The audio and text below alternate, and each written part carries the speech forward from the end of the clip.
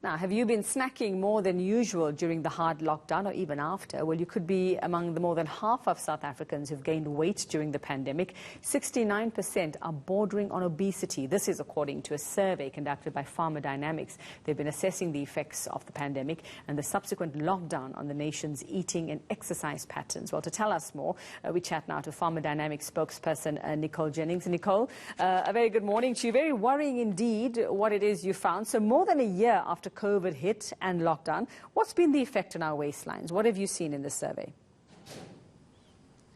Yes, absolutely. Very worrying results that we saw there. So as you mentioned now, one of the biggest negative results that we found is that 69% of South Africans, when asked to calculate their body mass index, are found to be either overweight or obese. And now taking into account that prior to the pandemic, already 35% of South Africans were classified as hypertensive, or in other words, had suffered from high blood pressure. That is, quite a worrying result for us.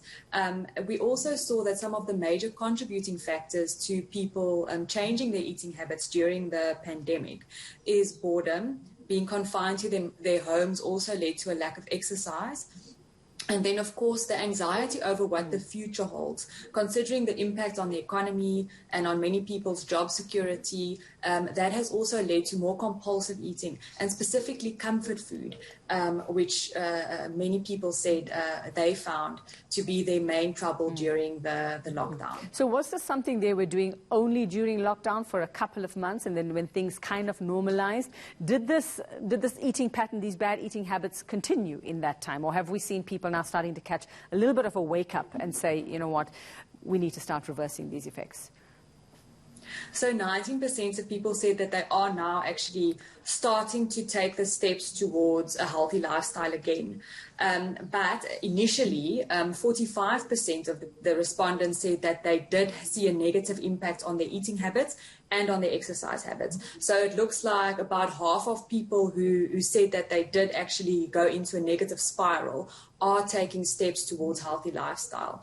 But, there's still a major portion of South Africans who are even aware of the fact that being overweight also increases your risk of contracting COVID-19, who are not yet taking the steps towards a healthier lifestyle. So how many of these people are actually bordering on chronic illnesses or have developed chronic illnesses, and for whom many of these effects will not be reversible? Yes, so that is something important to highlight with regards to chronic disease, is the fact that once you have been diagnosed with a chronic condition such as hypertension or cardiovascular disease, it's not as simple to reverse. Oftentimes you then go onto medication which is titrated up as the disease progresses.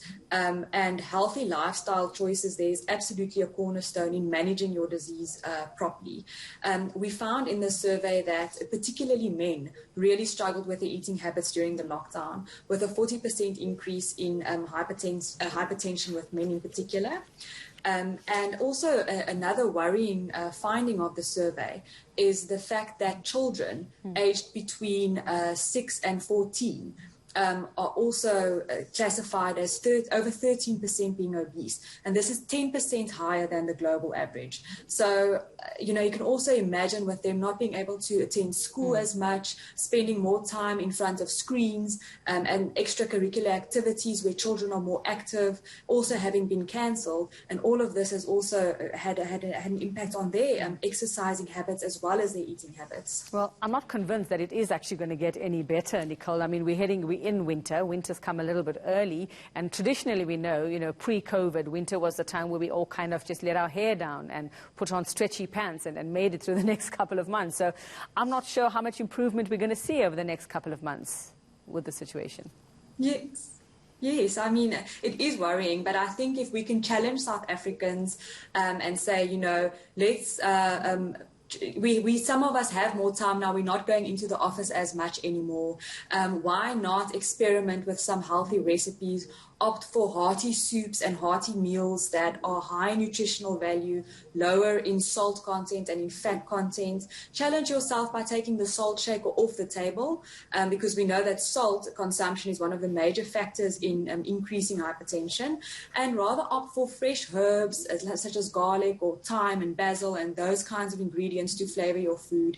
And there's nothing that's stopping us from exercising indoors as a family together. It's a good way to bond and get rid of some anxiety as we enter the winter months, where the weather is there a factor for many people not wanting to exercise outdoors. And then lastly, a reminder that cardiovascular disease kills over 10 million people per annum globally. So that is significant, and we mustn't lose sight of the fact that chronic disease is still a major health burden in the country and globally. It's important to still go for annual screenings and not to lose sight of lifestyle changes to manage chronic diseases as well. All right, Pharma Dynamics, Nicole Jennings, thank you so much, telling me there to give up my evening eat samosas and hot chocolate. I don't know how easy that's going to be.